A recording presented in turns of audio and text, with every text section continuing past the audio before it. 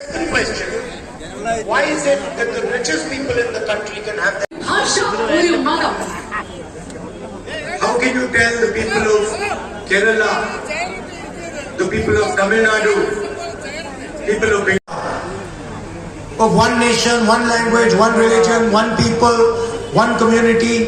This idea is designed to divide India. ഒരു രാജ്യം, ഒരു നേതാവ്, ഒരു മതം, ഒരു സമുദായം, ഒരു ജനത എന്ന ആ ചിന്ത എന്ന് പറയുന്നത് ഈ രാജ്യത്തെ വിഭജിക്കാൻ വേണ്ടി ഉണ്ടാക്കിയിട്ടുള്ളതാണ്. India is many languages, many histories, many cultures, many religions living happily together.